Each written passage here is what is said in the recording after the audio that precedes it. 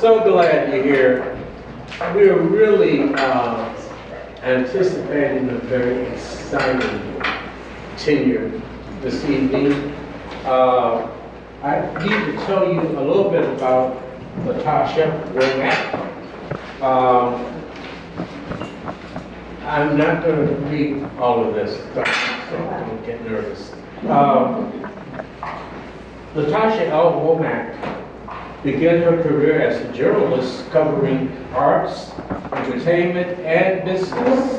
She is guest editor for the business magazine NV Magazine, a former editor at large for Upscale Magazine, and former columnist for the Chicago Defender.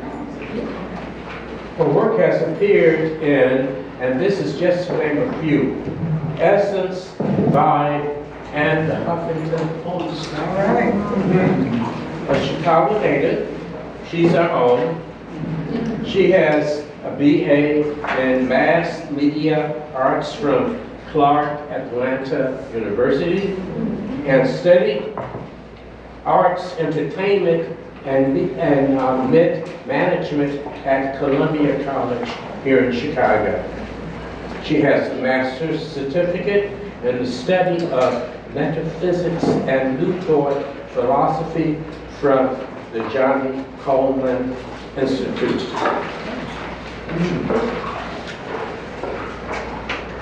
Ytasha is an award-winning author, filmmaker, independent scholar, dance therapist, and champion of humanity.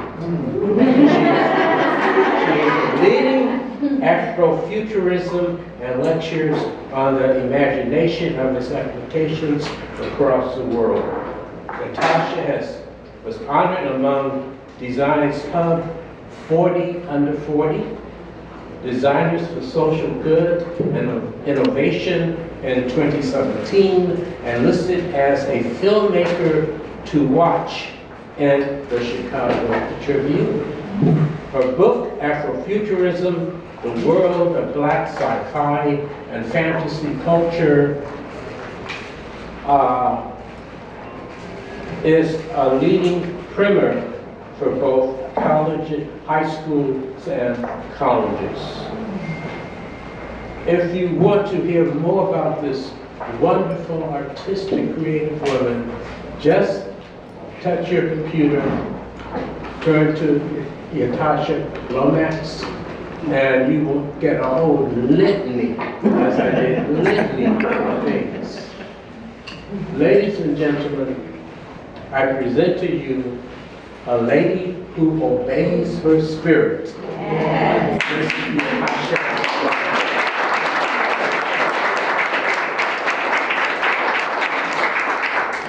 Well, I'm very excited to be here with you today. It's an honor to be able to present to this collective because you have done so much to help preserve art in Chicago. And Black artists are being widely celebrated in part because Black collectors spent so much time really cherishing and celebrating their art, even when it was not valued in the way it should by other audiences. So it's a pleasure being here presented by the collector. So I'd like to thank you for putting this together. So, welcome to the world of Afrofuturism. I'm going to tell you just a little bit. I just got into Chicago today. I had a residency with Kickstarter, actually. And I developed a project, a 3-book novella series called A Spaceship in Bronzeville, which starts in 1951 here in Bronzeville, and follows a reporter with the Chicago Defender who covers the paranormal, the sci-fi, the speculative, and she hangs out with the group of not so ordinary people who like to explore these worlds. And they are kind of invited to another world, and the story begins there. So that project actually launches on Tuesday. So I'm going to remind you about that again, or remind me to remind you about that again. So I can at least send you an email and let you know about our campaign, because it is really a statement about Chicago and its contributions to Afrofuturism, to thinking about the future and shaping the futures. And I don't think we always look at ourselves in that way, But globally, the Black community here is looked at as a cornerstone for Afrofuturism, as a real hub for Afrofuturism, because so many of the titans in that philosophy and that aesthetic came out of Chicago. So Sun Ra, the AACM, Megacore, if you think about even the influence on what we call space jazz, a lot of that came out of Chicago. House music, the technology in music, all of these were contributions that Chicagoans made to science fiction. Not to mention just our political visions. The first African-American president coming out of Chicago is very much an extension of this larger vision of remapping and changing new futures. And so Chicago is seen globally among people who celebrate Afrofuturism as a hub for that. So I really think you should know that. I mean, we're so critical of ourselves here, right? But this is a city where people are constantly working with identity. What does it mean? Where am I? Who am I? What does it mean to be a person of color, a person of African descent now and today? And when I think about people who came up from the Great Migration, Chicago being this big destination, the Chicago Defender playing a big role in that, and just all the ideas and philosophies and dreams and visions that people had kind of all squished in together, and what it exploded into. Despite some of the limitations and challenges of the time, is a real testament to the power of vision and I would say a lot of the focus, a lot of the thought work that people were doing here from a working class level and in the academic scene that we don't always give ourselves credit for. The art world and just thought leaders here, I just want you to know how important you are in the world of Afrofuturism. So for that, give yourselves a hand.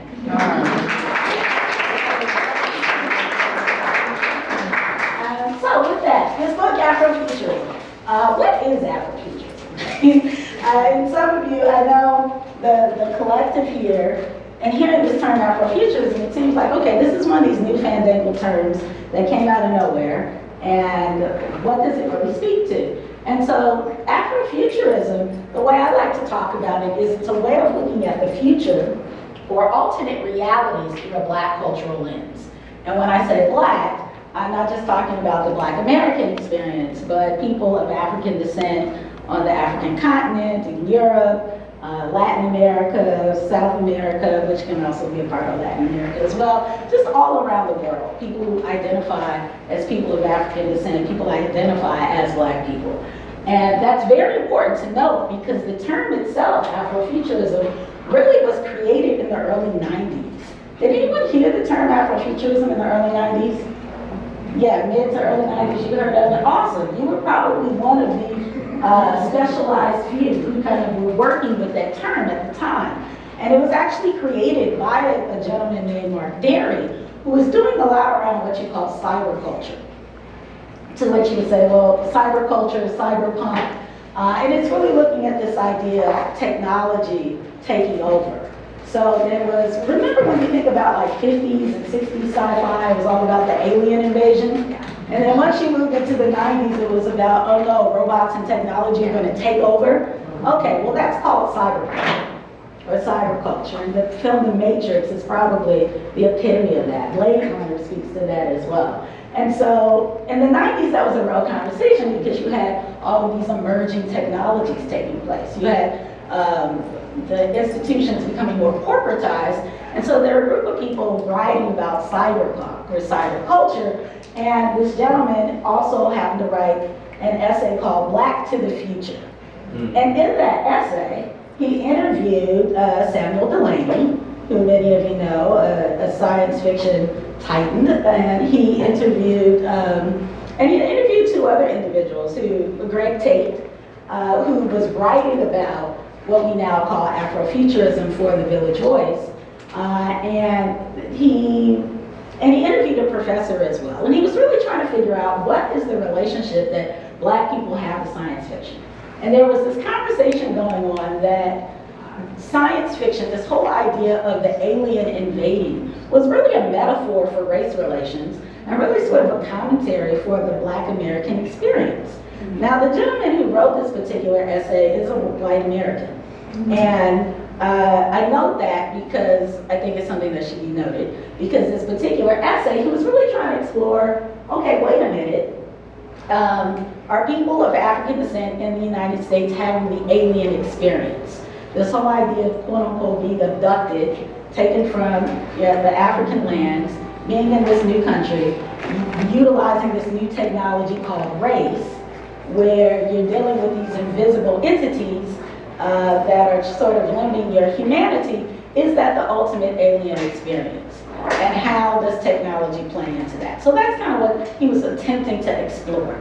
He was not the only person who was exploring that idea, but he was one of several. Greg Tate, an African-American music writer who was looking at these ideas, Mark Sinker, another gentleman, and then Caldwell Esho, who some of you are familiar with as well.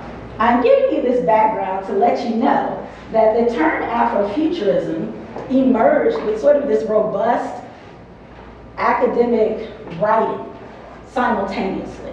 So shortly after he wrote this essay, Alondra Nelson, who some of you may know for writing a great deal about DNA, African American people and their relationship to like DNA tests and how DNA is being used in some problematic ways and also some awesome ways. She's an African American woman as well, but she was a student. She's a graduate student in New York, and she started it with listserv, which was kind of this early internet way of gathering people, and she called this listserv Afrofuturism.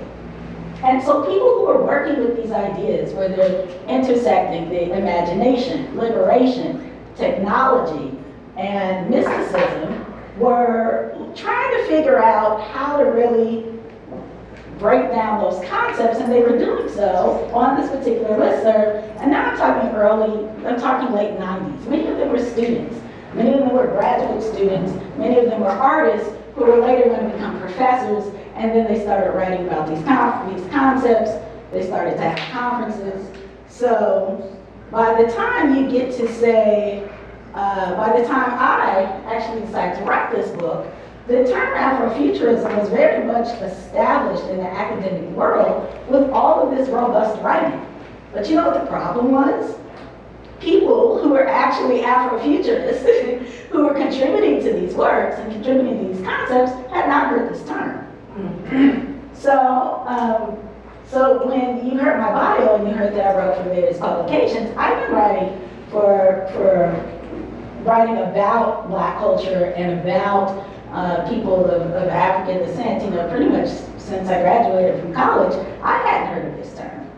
And when I heard the term, it was after I wrote this book, Post-Black, which was not about the end of blackness, but it was the early years of Barack Obama becoming president, just looking at changes in identity, right? And how we talk about Black identity. And so then I heard a friend of mine told me that she was teaching Afrofuturism. I said, well, what's Afrofuturism? Much like some of you are sitting here today thinking, what is Afrofuturism? And when she started to explain it, I'm like, wait a second, okay. I'm familiar with these concepts, right?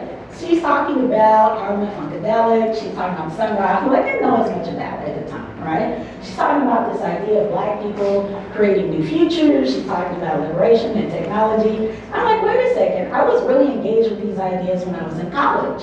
I went to Clark Atlanta University, which was a part of, Spelman and Morehouse, and we were all looking at technology and the imagination and how that could transform our circumstances, and many of the people working with these ideas didn't necessarily know the term Afrofuturism.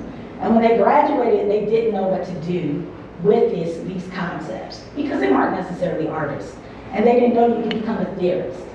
So they're trying to talk about time travel and Black culture, and then when they talk about it outside of their circles, they're feeling very alone. Or they have these desires to see more people of African descent in comic books because the metaphors and the symbolism that these comic icons have really speak to them, but articulating that in broader circles, they felt very much alone. Or they're creating new music that is not falling within specific rhythm patterns, and they feel very much alone, right? And so I'm looking at all these pockets because as a journalist, you hop around in different worlds. And I'm like, Afrofuturism is everywhere. And all of these people are feeling alone, and yet they connect with these concepts. So Afrofuturism, like I said, so we're looking at the future or alternate realities through a Black cultural lens. It's an artistic aesthetic, but it's also a way of looking at the world.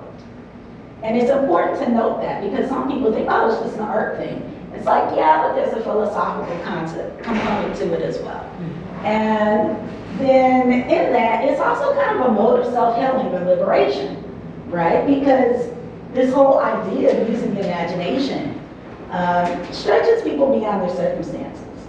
And sometimes there's always this emphasis on realism or being what you call real or dealing with reality. And that's really a way of socializing people out of using their imagination, as if to say that if you aren't of a certain class or a certain culture, you don't have the liberty to use your imagination. When the reality is that people within our culture have used the imagination for us to all be here today. So to be an enslaved person and to imagine being free is an act of revolution, right? To be a person in the segregated South and imagine, everyone sharing equal rights is an act of revolution. To imagine being a Black president when there's never been a Black president, it's sort of these are all things that you are imagining something that you have not seen. And so to do so, you have to experience it in some way. And in experiencing that in some way, big or small, you connect to that to share it with others. There's a funny story I think about when Barack Obama became president, and the senator who was with him at the time out of Atlanta, he was being interviewed, and people were saying, oh, did you think this day would ever come when you would see a Black president? And he said, no, I didn't think it would ever come. I never thought I'd see a Black president, right? And then the next question was, well, what would Martin Luther King say? And he said, he would have said, I told you so. And so the point being that there's a value in vision. And so many people in our culture have been visionaries. And that visionary aspect is a part of Afrofuturism. So when I say I'm a champion of the imagination, that's really what I'm talking about. And on one level, it's, can you imagine telling a story in the future utilizing elements for your culture? Do you feel comfortable doing that? That's one level of it. But the other is just in your own life. Can you imagine a future that you would like to live, or a future that you think would be of value to people? And then how do you make that present in the real world? And so that to me is what's kind of exciting about Afrofuturism. Not to mention that you have a lot of people within titans in the culture who did write sci-fi for fun, or who were science fiction fans. So we know that Martin Luther King was a big sci-fi fan. He loved Star Trek. He actually convinced Uhura to stay on the show, or Nichelle Nichols to stay on the show, because she wanted to quit, right? And so this idea that there's a relationship between this fictitious character and a very real activist, someone convincing an actress you should stay on the show because it's going to mean so much. And then later, Nichelle Nichols, who's also from outside of Chicago, she played a big role in recruiting women into NASA. She went around the country bringing, encouraging women to become astronauts. So a lot of the first women astronauts when we applied did so because Nichelle Nichols was going around the country as an ambassador for NASA doing so. I think it's also important to note with respect to NASA when you think about Sun Ra, who was the jazz titan who came of age here in Chicago, which I think is so fascinating. I wonder if he would have come of age if he had lived anywhere else. All right? But just to give some of you a little bit of backdrop about Sun Ra created a mythology, or connected to his true roots, so to speak, and said that he was really from Saturn, and that he was here to heal the world through music and through technology, and that music and the vibrations could heal people and could help people to teleport. And in doing so, he had the costuming of, he called himself Sun Ra for one, so he's pulling from the Egyptian gods, the Egyptian deities, which was a very bold thing to do because you're then really playing Egypt in this black space, right? At a time when Egypt wasn't always discussed that way in the 50s. Sometimes it's not discussed that way today. But at the same time, he's connecting that space, that Egyptian ancient dynamic to the future or to a larger space. And he says, he's speaking of the blackness of the cosmos. But Sun Ra too applied for an internship with NASA before I think they even had internships. And he wanted to work with them to see how he could use the vibrations, if he could get vibrations from the different planets and utilize that in music. And what's ironic is you have people doing that today. There's rap artists who are pulling, hip-hop artists who are pulling vibration, sonic sounds and remixing them into music today. So it's a visionary. It sounded probably absolutely ridiculous at the time, but today it's something that's being done, and it's not a big deal, right? So there's a value in being a visionary. I mentioned Afrofuturism as an artistic aesthetic. So obviously there's Black Panther, there's the, Black Panther really changed the game for Afrofuturism. Black Panther, the movie, was really made in response to the fact that you had so many creators making independent works. So many independent comic book creators who were creating works moved in the, I would say around 2008-ish, and moving on because technology changed. You can self-publish your own books. You can put out your own comic books. You can make short films. And you can also connect with the community online. All of that really gave rise to the Afrofuturism community. Not to mention, I think the fact that Barack Obama being president was a symbol for many people of the future in an unconscious sort of way. So there's this idea of, well, what does that future look like if we're in the future now, right? So it's an artistic aesthetic in literature and music and so forth, and in dance. Using the imagination is a tool of healing.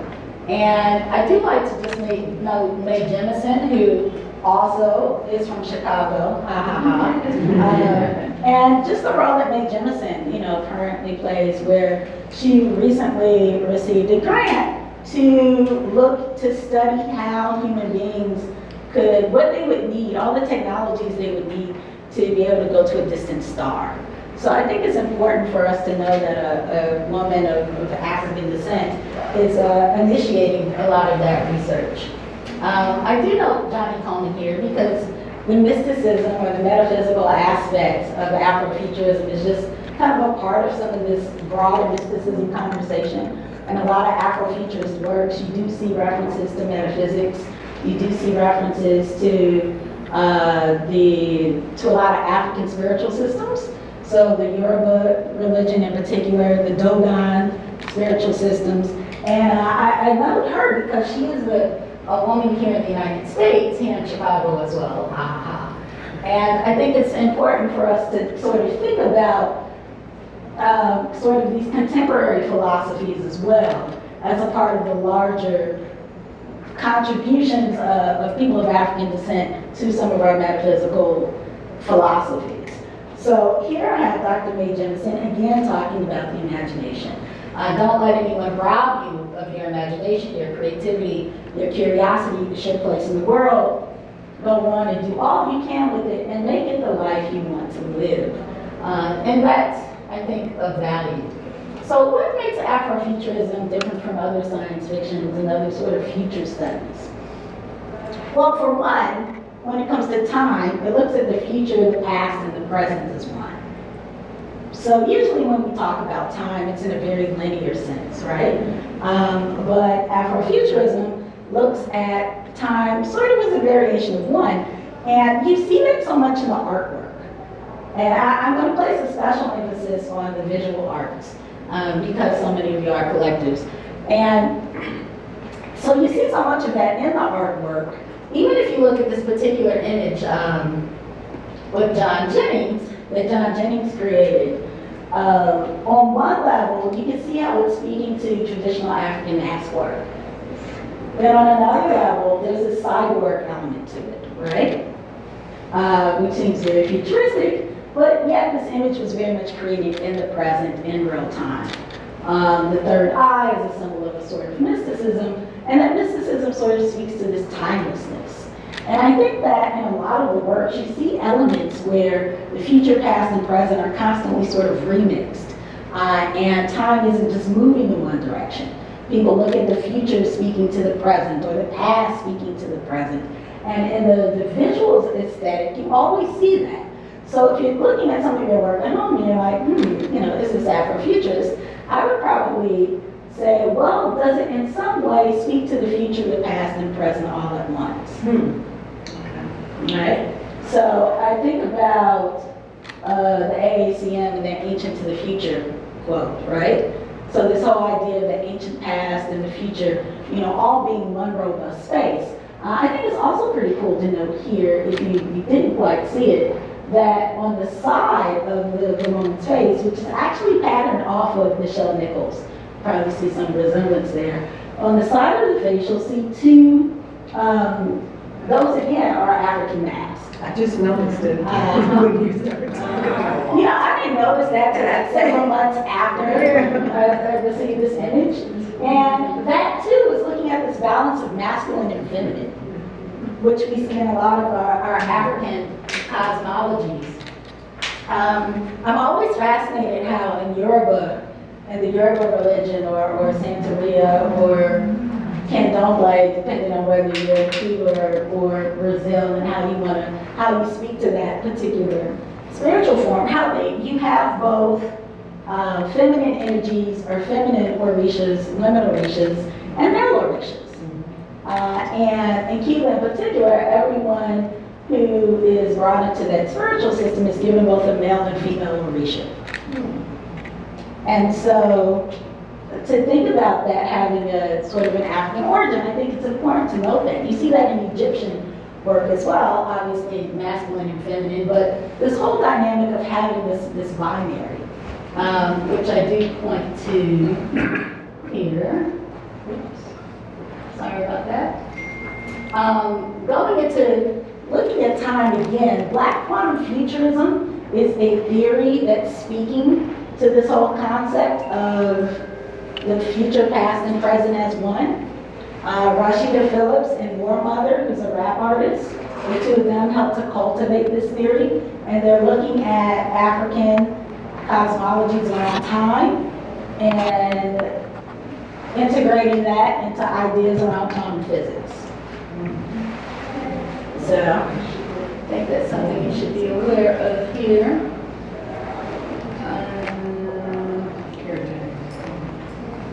This is just some costume imagery. I'm sure it's fun for you all to see. Can you go back to that Carrie James Marshall? Yeah. That's what I'm going to show you. Okay, so this Carrie James Marshall image is very significant for a number of reasons. How many of you have seen this image before? Okay, so this image was used, it was poster art actually, for the African Fest. Yes. Which year? I want to say around 2011. That's what I want to say. So it was a poster art for it. And what's really kind of fascinating about this piece is it depicts a family in the future. And I don't see a lot of depictions of families, period, in the future, but if you want to break down looking at Black families, this is one of the few that I've seen. And so it's called Keeping the Culture. And you look at the couple, they're wearing, traditional African wear, sort of playing off the mudcloth aesthetic. Then you have the two kids. It looks like they're looking at a sort of a hologram, where they're studying Earth, the planet of their origin. And if you look at some of the images in the back, it's Yoruba and Dogon art. That's sort of speaking to some of the sky gods. And then here, you see what looks like our own galaxy in the backdrop, the Milky Way in the backdrop. And so, this is really speaking to keeping the culture when one has moved to another planet, when one has moved to another solar system. And it's interesting, I included this image in the Afrofuturism book because I thought it was really unique. It was actually introduced to me from a couple who was here out of Chicago who had the original print. The Murray family, who you might be familiar with. And so they're collectors as well. And, you know, they kind of said, hey, you know, oh, we heard you write about this piece on Afrofuturism, and you might want to check this out. It's like the Black Jetsons. And I think, and when I saw it, I was like, oh my God, this is so major. I don't know if they knew what they had, right? And so I'm sure many of you have pieces that if you start thinking about it as Afrofuturist, it becomes the work begins to tell another story. So there are, let's see here.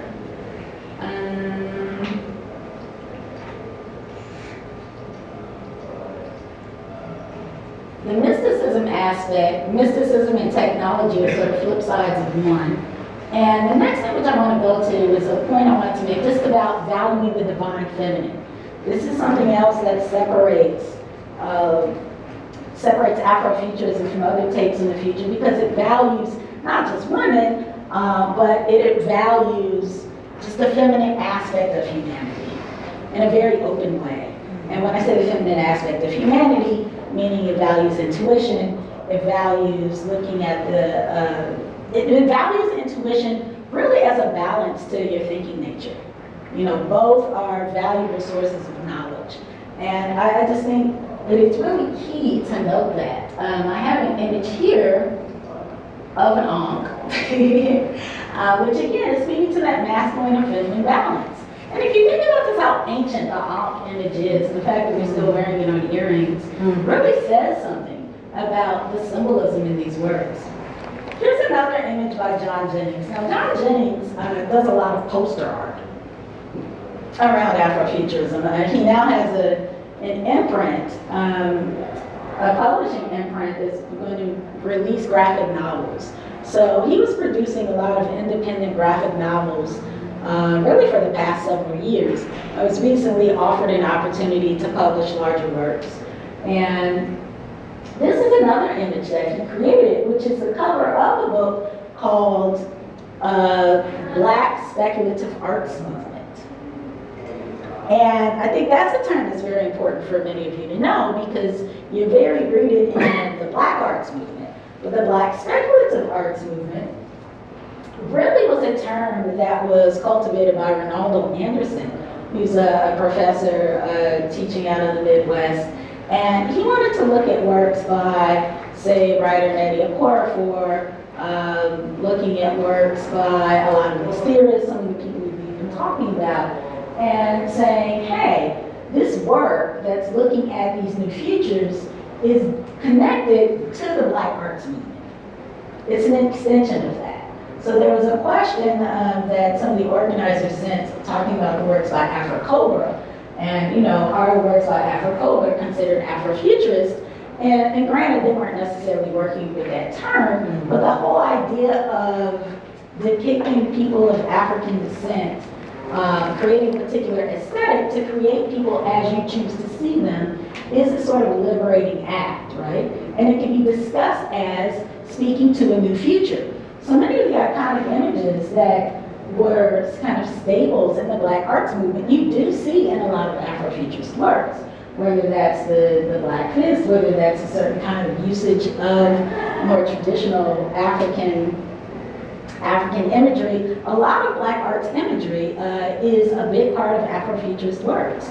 And I think that's just sort of important to note here. And so what I'm going to do next, I'm going to need a little bit of help here.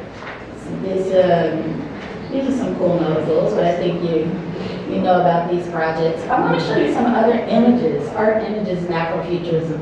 So I'm going to go to another presentation here, just end the show. Now, okay, and I'm trying to minimize. How do I minimize? So that's it. Where is it? Here, you can do it. Oh, there it is. I'm so not a Mac person, as you can tell. I write all my books on PC. Let's see here, and this other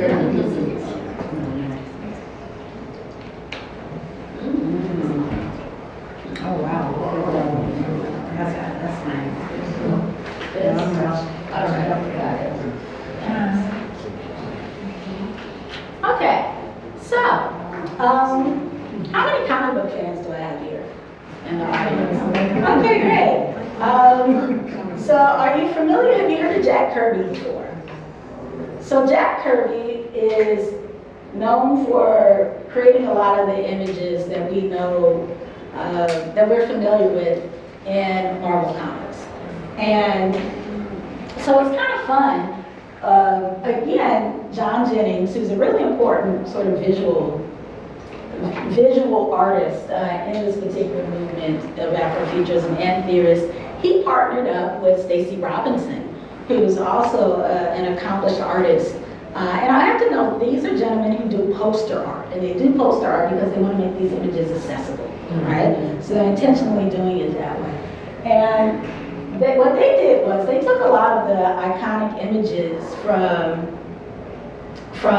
Jack Kirby's work, and they called it Black Kirby. And what they did was they said, okay, well, Jack Kirby was this Jewish American man who was really kind of telling stories of otherness from a certain Jewish American perspective, and it was being communicated through some of these ideas or some of the themes that were part of some of the iconic Marvel characters. And so he said, well, if Jack Kirby was black, how would he have created things? What sort of statement? So this is Malcolm X, and it's a play off of Magneto. And some of you may not know, but there are characters in, they're different.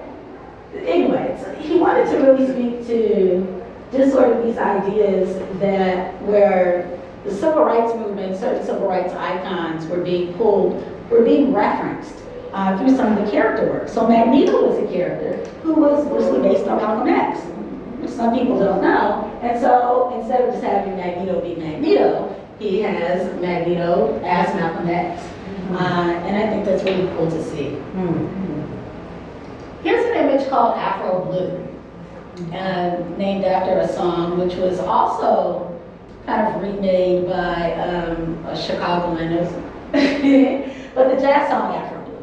And so again, here's a woman, she kind of seems like she's real goddess here. I love dancing, so I'm always going to just reference dancing for no reason at all.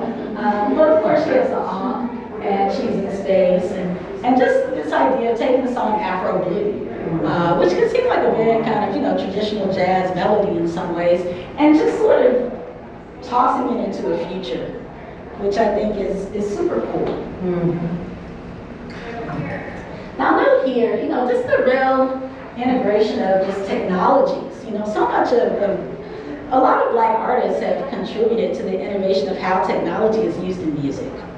Whether it's hip hop, and you're literally talking about taking two records, which were not created as instruments, and turning it into instruments, but just the whole idea of using digital sounds that aren't formal notes, and creating music was really pioneered by a lot of black artists.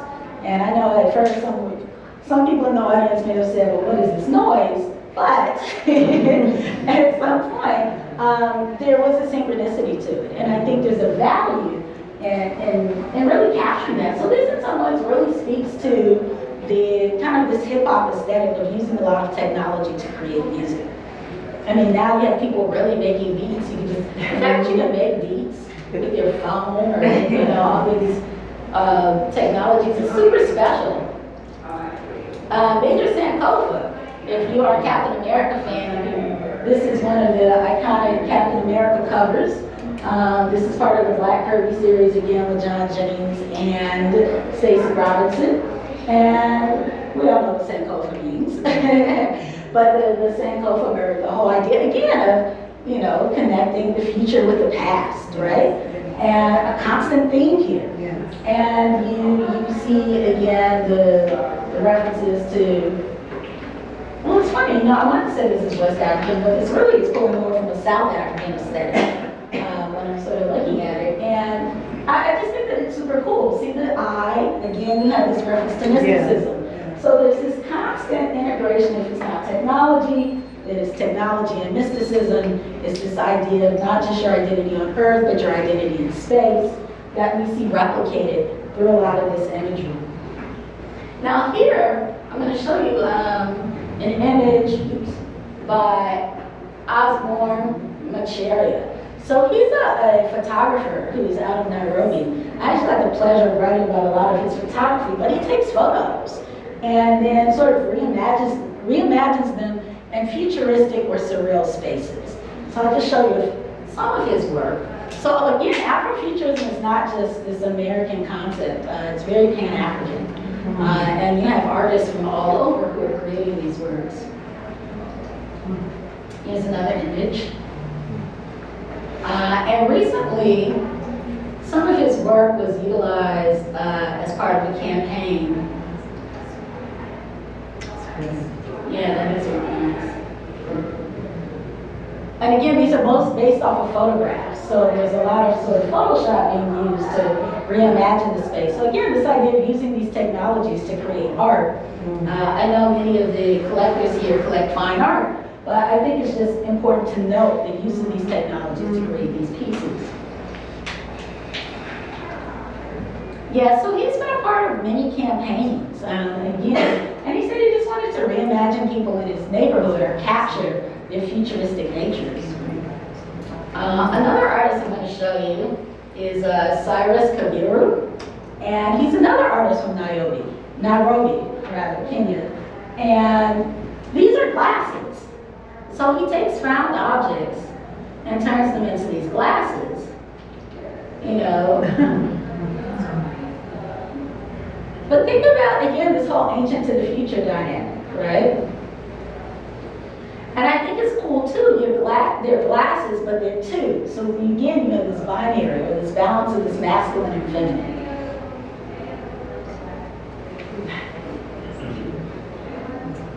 So another artist I want to note for you is Ashley Woods. She's out of Chicago as well. She's a comic book illustrator.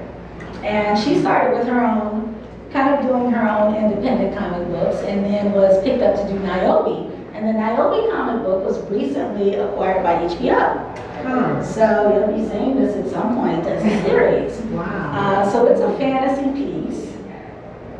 Speaking of series, I was going to ask you to speak a little bit about See You Yesterday by Spike Lee, his new sort of sci-fi series. You know, I haven't seen it. You haven't seen it? Okay. I literally, all I was thinking about for the past 2 weeks was Bronzeville in the 50s. Oh. Right, that and Navigating Brooklyn. Let's see.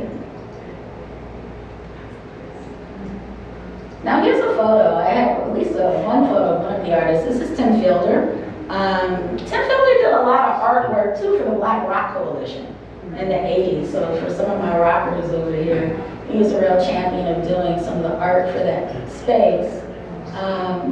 And this is a piece from a comic book that he published called Maddie's Rocket.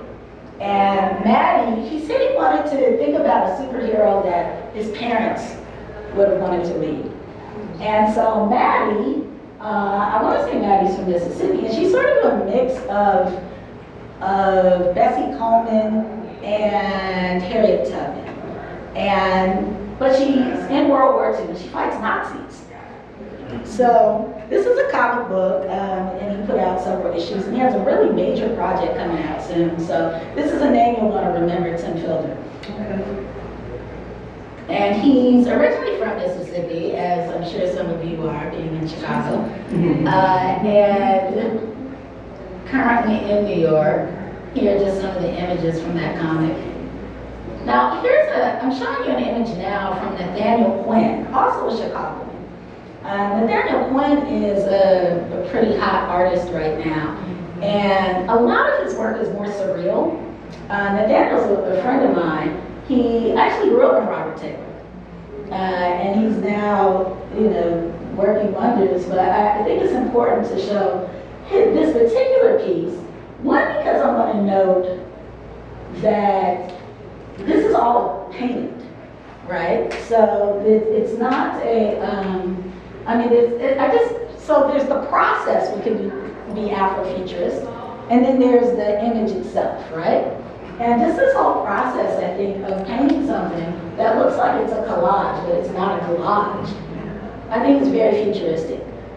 hip hop is known for remixing and sampling and cutting and pasting and taking words and phrases and fabrics and this whole way of remixing, which you could say, oh, well, that's like quilt making, or, I mean, it's something that people of African descent, particularly in the diaspora, have really been doing as a way of resilience, of a way of survival. And you continue to see that, these sort of pockets in hip hop music itself, but also in a certain aesthetic. You see it in some of this comic aesthetic, some of John Jennings' work, and I think this is also speaking to this remix dynamic, you know, preserving a culture in an informal way, right, by just pulling fragments and pieces. And a lot of Nathaniel's works are really important because he had a unique experience where his family vanished when he was a teenager.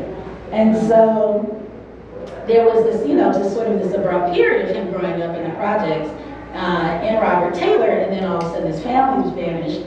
And he, you know, he went through boarding school and so forth, but a lot of the images that he depicts are sort of memories of people he knew growing up. Wow. And although he can't remember everything about how they looked, he likes to capture their essence. And that's the remixing, right? So, you know, you're a 10-year-old kid, you remember, okay, this lady down the street, she was nice, she made apple pie on occasion, you know, she was cute, you remember maybe she had red lipstick every other week. You know, I mean, these sorts of things, and remixing that concept in this very sort of unconscious way, which I think is an interesting way. It speaks about how memory functions in our communities as well, right? Especially with some of these gaps, whether it's from certain migrations, you know, whether it's a Great Migration, people disconnecting you from what happened in the South, whether it's looking at enslavement as an interruption, whether it's just looking at, you know, colonial takeovers as an interruption, you know, how memory functions, how DNA memory functions, which is a big part of Afrofuturism, and you do see it in this particular work. So, does he work in acrylic? Is that, what is his medium? Just painting? He painted? well, paint, but then a lot of it is charcoal drawings. Okay. Yeah. He works in oil also. Okay. So, these are a couple things. I mean, this is a pretty cool image. So this is a piece that's currently at the Whitney Biennial. I took this photo, I was at the Whitney Biennial. It's really dope. I would say I want to say almost half the artists there were of African descent. Okay. Which I thought was pretty major. And you can tell, not just in the works, but, you know, I was really, well, I don't want to say I was surprised. Great artists should be there, but you know what I'm saying. And so, Wangechi Mutu, this is a piece of hers called Sentinel. And she's very fascinating because she really kind of takes this idea of the feminine and engages it with nature. So it's sort of this kind of feminine, then the animal meets nature pieces that really just sort of speaks to a certain beauty, which I find kind of fascinating. So she has Sentinel 1, and then here's Sentinel 2. And then I'll show you this image, which was put together by Danilo Michaela, who does the Black Arts. Hey! Hey, man! I haven't seen you forever. Okay, so he puts together an art show each year in Toronto. That's called Black Future Month. So you probably heard more people saying the term Black Future Month. About 3 or 4 years ago, we started doing Black Future Month in Toronto, and it's an art show of different artists, many of whom are Black and from Canada, and they are creating sort of these futuristic images. And it was funny because the year he did it was the same year that I, along with Floyd Webb, were doing the Black Future Month at Film Screen at the Chatham Theater. So when I found out, oh look, somebody else is using Black Future Month, I reached out to him, and now we're the best friends, and he did his poster for me. for one of my projects called Radio 2212, which is a story about a woman who lives in the future, who lives on a distant planet 200 years into the future and has to sort of right the wrongs on this planet, which was a former Earth colony, but she has to time travel in what really to previous lifetimes. So it's almost kind of this DNA reincarnation story. But there's a love triangle involved, and she has to find these missing astronauts who try to travel using their mind. So it gets into a real kind of, it's an adventure story, it's pulp, but it also gets metaphysical in many ways, and just looking at timelessness and identity. So for me, it was an exploration in how to write about a person of African descent who may not have a core relationship to even being on Earth, right? What does that, how do you quote unquote preserve the culture? And if you think about that image that was by Carrie James Marshall, just this idea of, well, gee, it's so much of, there's an element of Black identity, which is, well, let me stop. I'll say this. In Afrofuturism, race is very much acknowledged as a creation or an invention, meaning that race, this concept of being Black and white as we know it, was created to justify the transatlantic slave trade and enforced through law and violence. So prior to that moment, you know, the 1400s or 1490, whatever, when that sort of methodical process began, people who were brown or did not necessarily identify them as themselves as one because they were brown, right? And people who were in Europe did not identify themselves as one just because they all had lighter skin. People identified around culture, tribe, nation state, you know, and we know this intellectually, but we're so socialized in this sort of race construct that it's hard to always connect with that, right? But the question becomes, so there's an identity on one level that was sort of created in this bottleneck experience, right? This pressure cooker experience. And out of that came a lot of beautiful things. Out of that came a lot of things that are testaments to resilience. But then the question becomes when those limitations are gone, right? Because at some point, you know, these limitations of your identity is in part shaped through limitations that you're navigating through. As those things change, as people achieve new rights, as people have new opportunities, that identity changes. And for some people, it's like, oh, that's great. And for other people, it's like, well, that's scary. Like, tell me who I am, right? And so, for me, writing about a character on another planet and really thinking about how do you preserve aspects of culture without having a racialized world. It just became this sort of exploration of mind, because so much of what I wrote about was about identity. But then that got into the larger cosmic identity. So you think of something that like a Johnny Coleman would say, or a Sun Ra would say, when you talk about who you are in this larger universe, that becomes really fascinating, right? And so much of Afrofuturism is about claiming your humanity, but claiming who you are in a larger universe and understanding what that means despite different limitations that can be placed upon you. So this is my general presentation for you to give you some insights. And if you have any questions, I'm here for you.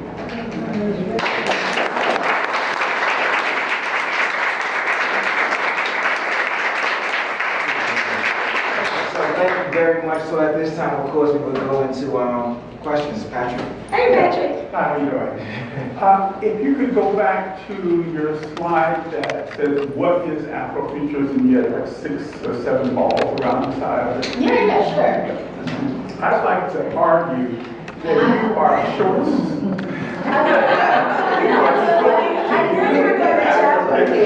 Afrofuturism. Before you finish your question, I knew you were going to say something that was challenging. I'm so excited now. Okay. You said the term came out in the 1990s and so forth, and the people that were doing it didn't even really know about the term. Is that correct? That term was created at that time, not the concept. Yeah, the concept. I'm going to argue that the concept is much older than that. I never said the argument. In fact, this what you have here, imagination, mysticism, Right. Liberation, Black culture, and technology. That's what I put there. All right. I'd like to say that George Schuyler writing serialized in the Pittsburgh Courier in the 1930s. Right. Did Black Empire and the Ethiopian stories. It's in my book. Yeah, where Black people are taking over the world. That would be Afrofuturism. Correct. All right, so to say that it starts in that it's kind of getting its legs in the 90s, no, it's earlier than Well, that. that's not what I said. Right. All right. Okay. Can I go before I'm we gonna take start? it. I'm gonna take it. No. I'll tell you what I said. And then let me tell you what I wrote. No, and I'm playing with you. And the reason I emphasized the 90s was because that's when the term began. Right? That's it. Not that the ideas of us working in technology or the concepts of any of that. And so if I played that part up and it looked like I was somehow downplaying that, that's not the case. So I just want to emphasize that. So right, so and in the book, I do talk a great deal about sort of mentioning these moments that we don't always view as Afrofuturists. Because the point is you have a lot of works that people were creating where they're negotiating the futures. Right. But go ahead. Okay. But I'm glad you mentioned that. Right. I would say it goes back even further, even in the written word.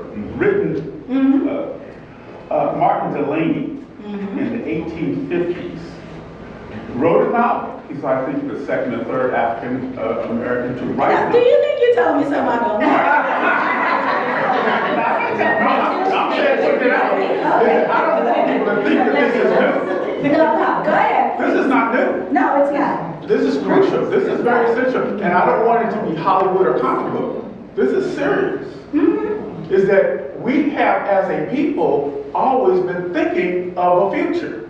Because we wouldn't be here with all the oppression that we've had for hundreds of years if we didn't have in our core the concept of a future. That is correct. So, Martin Delaney, for those who don't know, wrote a novel called Blake, The Huts of America. He wrote this in 1852 or 54. All right? Slavery wasn't over until when? 63 is when the Emancipation Proclamation, 65 is the 13th Amendment. So he was writing this when black people in the United States were still enslaved. He was a black person, he was the Malcolm X of the time period. Frederick Douglass was the Booker T. Washington. So they were doing that thing. But he wrote this book of black people overthrowing, having a revolution as slaves, a slave revolution, i.e. structured around what had happened in Haiti, and incorporating situations of slaves in Cuba. And I think what's really fascinating about the work he did was that he also played a role in getting African Americans to move to Liberia. Yes. You know, Exactly. so you have this dynamic of people working in the fictitious realm as sort of an exploration. This is my interpretation. You know, visualization, this way of kind of expressing themselves. But then in the real world, they really are doing these things, right? And in levels, in smaller levels perhaps, but dramatic ones that created a lot of change nonetheless. And I'm really glad that you mentioned him. Well, I really would like to see this whole subject, Afrofuturism, be taken out of this Hollywood comic book concept, and let's look at that as a real philosophical concept. Well, and I'm glad you mentioned that because, well, let me emphasize what I did today, right? What I did today was want to establish just what Afrofuturism was generally, and then establish how it looks in the visual arts because you're collectors and that's what I'm asked to do, right? Right. So that's what I emphasize. So, but if you want to go for hardcore philosophical,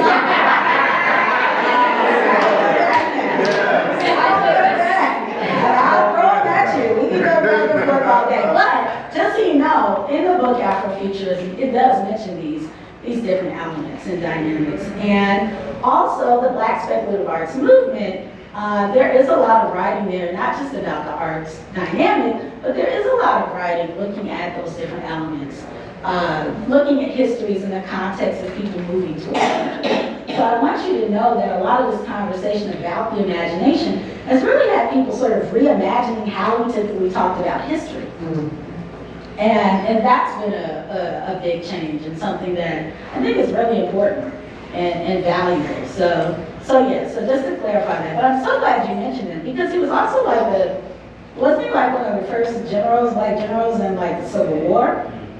He was a general like I think it was like the last couple months. Yeah. But he did that. I mean, so you have this person's multifaceted. This man's writing books. This man is taking people to Liberia. He's, helping. He's an abolitionist. He's, a businessman. You're talking about somebody who's futuristic. He also explored the Niger River Valley in Nigeria. Yeah. Took a whole group of explorers with him. That is so amazing. And those are the sorts of things we don't always discuss as it relates to just how multifaceted so many of the icons in our history were. And he's a person who's certainly not discussed in the way that he should be. Not at all. I think we have another question. Actually, you made a statement, but I think you had a question first, please. Yes, what's up, you? You talked about the appreciation of the divine feminine Yes. in Yoruba culture. One of the lesser known aspects of traditional Yoruba culture is the way they talk about the combination of the masculine and the feminine among individuals known as Yogi. I'm glad you brought that up. And this is a concept that has been sort of subverted in contemporary Yoruba culture. But these people who combine both the masculine and the feminine and would be considered part of LGBTQ culture in America today Right. were the most highly revered individuals in traditional Yoruba culture. So Right. it's this idea of a continuum. My question then gets to this whole idea of rigidity that we see in Eurofuturism, beginning with the architecture of the Italian futurists in the early part of the 19th century who became fascists, to the utopian images of cities where everything falls into a very narrowly focused formal aspect. There's no allowance for individuality. Right. How do you see Afrofuturism in terms of its allowing for a variety of aesthetics as opposed to a uniform, singular approach to the future? Well, that's why people are so excited about it. People who aren't necessarily within the culture are excited about Afrofuturism because it's not this rigid thing. It's fluid, right? So there are these core aspects of it, but it's adaptable because we as people of African descent have to be adaptable, right? We've had to transform, we've had to be fluid. And I think in westernized culture, there is this idea of things fitting in a box. And we're sort of socialized to want to categorize things and put them in these boxes, but that's not necessarily the natural way of thinking about things, right? Where it's like, I'm literally telling you that Afrofuturism is an intersection of the imagination, liberation, technology. I have to say that because I'm speaking English and because we're in a Western socialized world, right? If that were not the case, I'm probably sure there's a way simpler way for me to tell you that, right? There's some cultures where there is no word for art because it's simply seen as expression, right? And a lot of African mask work, traditional African mask work, engages all these ideas where it's speaking to all these different times, and the language around how one expresses that, I'm sure is much simpler than some of the things that I'm working with. But I'm working with a specific language and I'm in a specific culture, right? That said, Afrofuturism is so exciting to people because, I talk about masculine and feminine as a balance, but I'm talking about the masculine and feminine within all of us and how we engage with those dynamics is all across the spectrum. So it's very LGBTQ engaging. A lot of the creators, a lot of the innovators all fall within those spaces, and I think it's free for them, and I think it's very free for a lot of women because even a lot of feminists find Afrofuturism fascinating because it doesn't talk about intersectionality purely in how you align around your, say, lack of access, right? It's engaging for everyone, and it's really just talking about a perspective, They're literally just talking about perspectives of people who lived on the African continent and from these particular cultures, from the African diaspora. So it's engaging for everyone, because we're all human beings, right? And for so many people, this is so liberating. It's, I can't tell you how many people who aren't necessarily, say, of our particular culture who completely identify with these concepts, almost like they've been waiting for a term or something that they can speak to. And it's because, this whole living in a box thing, it's not natural for everyone. And the fluidity is a safe space for people to create, for people to reimagine themselves, for people to see themselves. So, yes, I will also want to say, you mentioned the concept of Yoruba culture, but then you also see it in, was it the Queen of Angola? In that particular, so yeah, that's a very special thing to mention. And I do want to emphasize, when I'm talking about this masculine and feminine, I'm not talking about bodies. I'm talking about aspects of ourselves. See the purple shirt. Yes, ma'am. Okay. This is a very powerful presentation, and I can't wait to tell our people that are involved in community development, that they need to have this presentation. The thing that I'm very interested in understanding more about is how somebody you spoke of, we saw it in of the Dogon people, that, and I understand it, the Dogons who are considered the prophets of, and do a lot of things with prophecy and are very respected culturally throughout all the time, who say they came from the planet Ceres and have the ability to time travel and have this gift, which translates over into Christianity and things we see about prophecy and so forth, which is mysticism that you talk about in John Coleman and others already have. So give me some insights into how the Dogon culture would relate to what we're talking about here, how it would come into play here. Sure, and that gets more into African cosmologies, right, spiritual systems, right? Yes. And so the Dogon said that their ancestors came from a distant star, and that star was Sirius B. And they described their ancestors as what we would sort of interpret as maybe, what's the best way to say it? Somewhat reptilian, maybe. And saying that these were not just ancestors, but higher beings who came and then taught them these various things. And so there's a very entrenched wisdom system.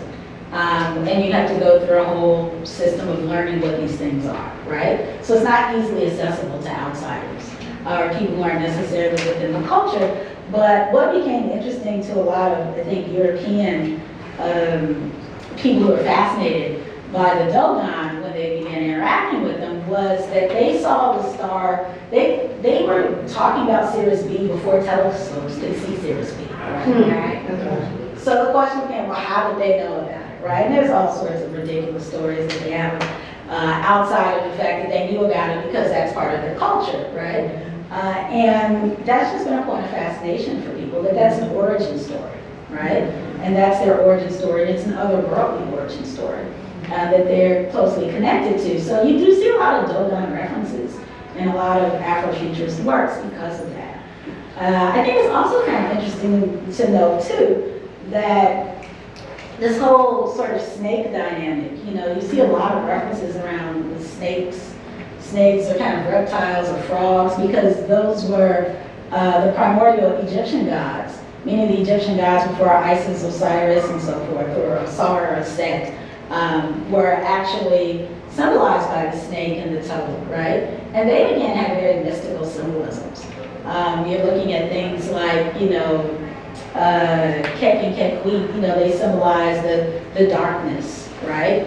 The sort of primordial darkness. You had another set of gods who represented timelessness, right? You had another set of gods that represented the unconscious. And you start thinking, this is pre-Egyptian society, right? So if I'm gonna do some guesswork here, I'm gonna say it was in the area where the Sahara Desert was before it dried up.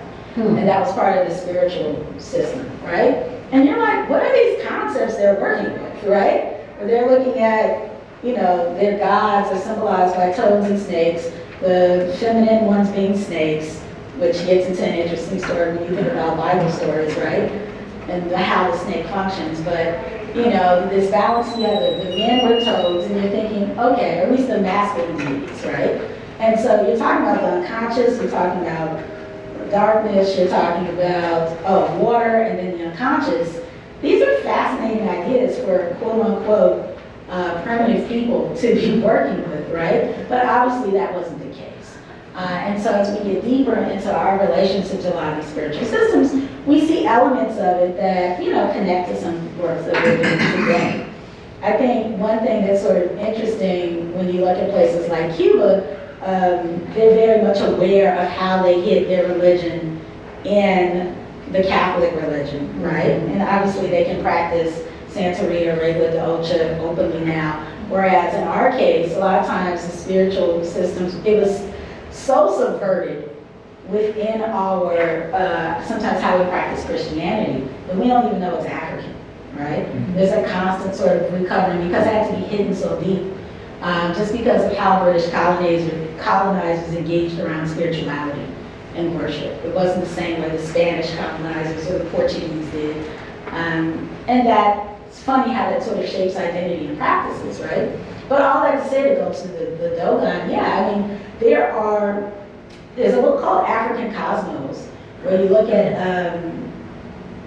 I want to say astroarchaeologists, who are just kind of uncover a lot of these stories and look to see where these origin stories are coming from, and why so many of the deities are tied to actual planets or tied to actual stars, and what does that mean? But it just says a lot about the sophistication of the ancient world. And so that's why when we talk about this ancients and future dynamic, it just gets really interesting with the parallels and the connections we can make. So first, I just want to thank you for your work and your contribution to the general discourse around Afrofuturism. Because I think for a long time it was very male dominated. And I'm an academic, and I have the privilege to study these things, but your book was my first exposure to that. So thank you for that. My main question is, I guess even sort of picking up on the very first question, right? The sort of disdain that we're running into now, right, with the mainstreaming of Afrofuturism, right? Sort of what gets watered down, what gets lost in the sort of double-edged sword of Black Panther being so successful, right? That then Afrofuturism gets applied in all these weird ways that are sort of outside of how we've even been talking about it for so long.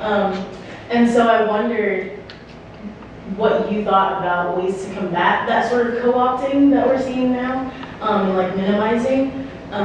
And how do you think we can also sort of build off of like the mainstreaming of it in positive ways that we see in like the Black speculative arts movement? Well, cool. Well, yeah, I mean, we're in the U.S., we're a westernized culture, so any cultural production is going to be commodified. That's just kind of a part of it, right? Unless the system just radically changes in certain ways. So that's just a thing, right? I think what's sort of upon us is, and what's cool, is you can always create independent works. And that you can connect with audiences to be able to do those. But even beyond that, whether you're picked up by Marvel or whether you're doing something with a major studio, there's just the idea of being able to preserve the works in other ways, right? And so one of the kind of cool things about Afrofuturism is that there is a lot of really robust documentation in academia, while it was simultaneously being, I'll say, galvanized around some of the newer technologies. I would say that's unique. There aren't a lot of, I just think that's a unique thing to know. So there were people in I don't want to say the origins because we've established that it's ancient, but there were people who were very much doing a lot of writing and cataloging as some of these innovations were taking place in real time. I think that's something you just have to continue, and I think it's something you have to document. I think you have to continue to create spaces to have conversations like this, right? So that you're not always relying on larger institutions to preserve the culture. Which isn't to say they aren't, but they shouldn't be pressured to do so, or you don't support that. I mean, we champion that. But it's not something you can always rely on. You know, we can't look to some mainstream entities just to preserve our history. That's not their point, right? Their point is to sell to audiences. And right now, audiences are excited about a lot of these works, and authenticity is important because we have so many channels and so many outlets. I mean, you know, the number of outlets to see TV programs or to see films is just kind of astronomical at this point. So there's a demand for content. And the demand for content is a good thing, but I also think it becomes just as people who are creators or people, you know, many of you who are collectors who sort of preserve those works. Yes. It's important to think about preserving it regardless of how it may or may not be valued in a given moment, right? And so unfortunately, so much of our identity is tied into a mainstream validation. You know, someone such won a Grammy, I am somebody, right? You know, this person, you know, they achieved this, that means I am somebody. Oh no, that person kicked somebody in the head, now I'm nobody, right? Like it's this up and down every time we see these moments that are sort of publicized in media around elements of our culture. It's pride, and it's, oh, now I don't feel so good. Oh, now I feel great. Now, I mean, you know, tying our identity to that is not ideal. But we do that because so much of our identity has been shaped by media.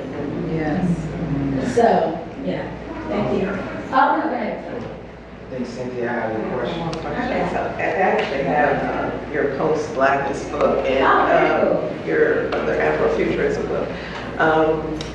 What I wanted to, there's this whole new concept of Afro-punk that's out. How does that tie into Afrofuturism? Is it an overlap or parallel or sort of underneath? Yeah, it's kind of all one, to be honest with you. Afro-punk was a music festival that began, you know, I want to say it began in the 90s. Yeah, right. I know I said a few years, but yeah. It feels like a few years. Yeah, no, but, and it was just a part of, I would say, in parallel with the Black Rock Coalition. It was this desire to want to have a festival for Black artists who weren't doing R&B, pop, blues, jazz, who were doing rock, who were doing metal, who were doing punk.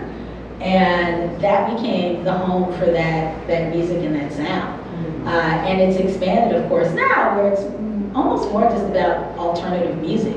So you hear everything from like Chicago juke music to, you know, some rock to, you'll have someone like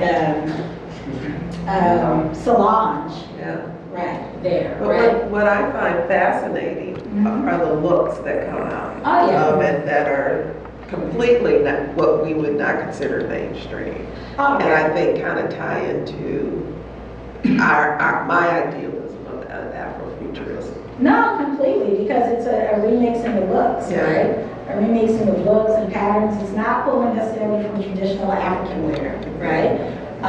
It's, in some ways, it's almost very sort of surreal, right? And, you know, there's another term I'm sure many of you have been hearing called Afro-surreal. There is an Afro-surreal manifesto, which I think you should be aware of. And, you know, you can say, well, a lot of Black art has always been surreal. So where is this term coming from? But there's a poet who was really sort of highlighting it because Amiri Baraka used it to describe Henry Dumas' work. And Henry Dumas, who, you know, passed away very young, did a lot of sort of this surreal writing. And Toni Morrison likes sort of celebrating him now too, among others. But all that to say, that has now been applied to look at works that, like The Invisible Man, or to look at someone like Prince, you know, or to look at this whole idea of, you know, the carnival, where it's this over-the-topness, right? But again, at the same time, or rap culture, when it was like go, platinum everywhere, right? This sort of over-the-top, gauche celebration, being very much in a surreal space. And so that's kind of what that aesthetic speaks to. I write about that in the Afrofuturism book. just because it's not highly technological necessarily, which is how it's different from Afrofuturist. In theory, it's talking about the present. So if you think about like Sun Ra saying, you know, it's after the end of the world, this surrealness, Afro-surreal, would be after the end of the world in real time, right? So if you look at the transatlantic slave trade as being the end of a world, then that means we're in a post-apocalypse, we're coming out of an apocalypse. And so the present could be this Afro-surreal, and then this Afrofuturism is sort of the timelessness that connects it all, right? That's a way of sort of looking at it. And then the Afro-punk is like the rah-rah, right? That's kind of in that sort of, the sort of fierceness from an aesthetic standpoint, right? Not political necessarily, but well, I guess some would argue that punk is political, but I think the way it plays out, it's like, I define my own Black identity. You're not gonna tell me what that looks like. All right, Ms. Womak will be around to answer some more questions, but can we give her another round of applause?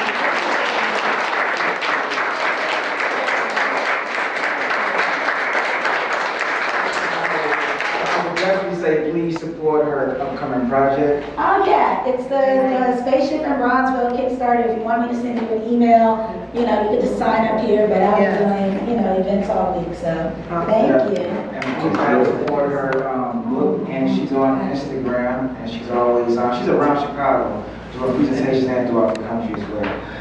At this point, I'd like to have a couple of housekeeping points to make. I wanted to just reintroduce Dan Barton. He's one of the founders of Diaspora Rhythms. He's pretty much the head chair of the education program.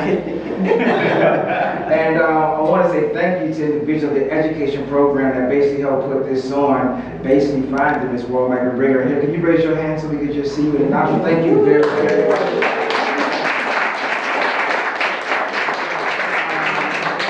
I also would like to introduce our president and one of our founders, Patrick McCoy. I'd like to have you do the same.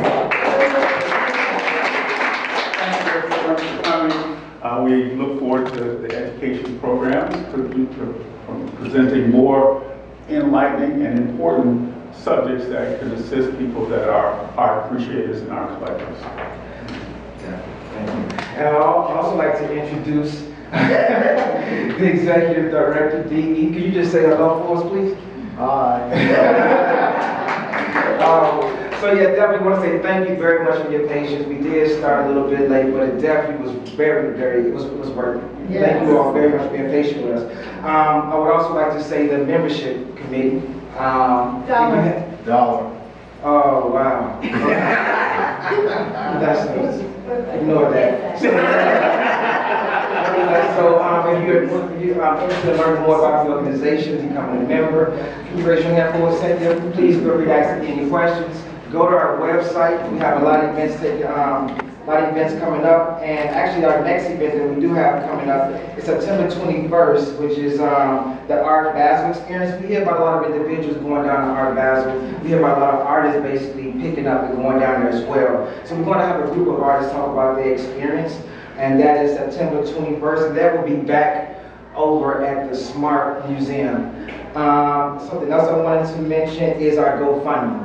So we understand that pretty much that, well, the state and officials say that we're at a crisis, so they started cutting certain programs. The school, one of those programs is usually art. And by us being art lovers, we have a program at King that has been ran by the magnificent Pat. So could you raise your hand, please? We extended the program to Dixon as well. And so there's a grant that we pretty much have applied for and received, but there's a matching portion to it, so we have a GoFundMe out there. Please go on our website and you'll see the GoFundMe link. And please basically donate and follow us on Facebook and Instagram. And I think that covers all of my announcements. And once again, thank you all very, very much. And if you can basically give us feedback, so we can basically bring on, have more great presentations and things of that nature. And thank you for your time again. Thank you.